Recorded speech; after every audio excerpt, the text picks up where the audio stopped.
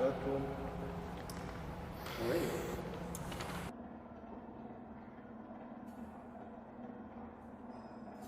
I don't think it is my material. It is the period of art production that I'm really, and I've always been interested in, is American 60s post-minimalism. And there is this real idea of a signature materiality. So you can connect Richard Serra with lead, or Robert Morris with felt, or specifically Robert Smithson with salt.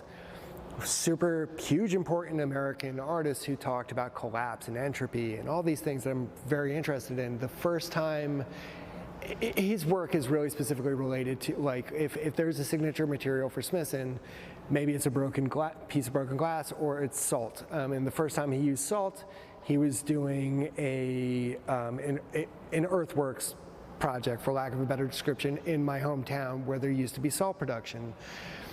So that as a material refers back to a specific artist and a set of ideas that I find really important. It refers back specifically to where I'm from and the geography that informs where I'm from.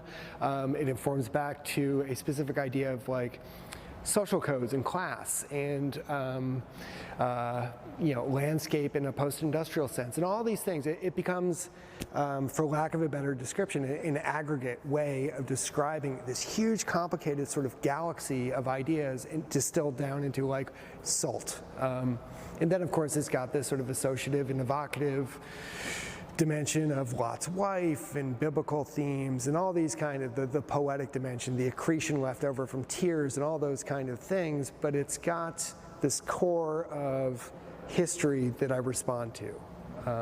Yeah.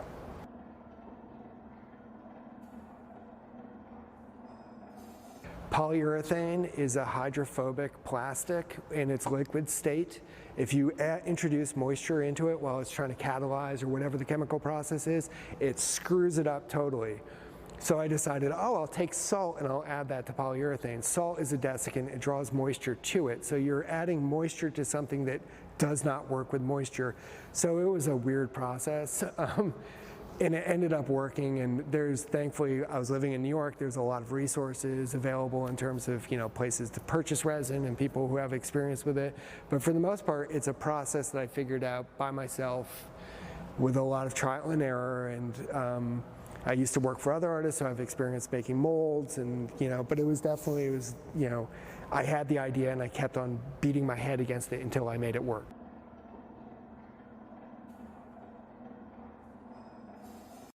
It's an interesting condition. How do you capture, like, this was meant to be, in essence, a photograph of a performance. This was all the objects behind me are all castings from things that were used to produce an actual event, but the event nobody was allowed to see. So this was supposed to be exactly that. It was supposed to be like a ghost of something.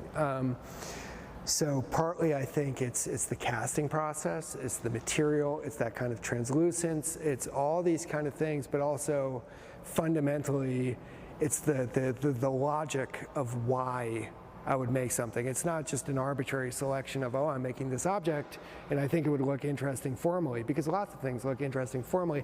It's meant to function as a photograph, as documentation. So I think, knock on wood, ideally it's got that resonance. So in a similar fashion, like the motorcycle upstairs, it's also supposed to be a photograph of an impossible event. So yes.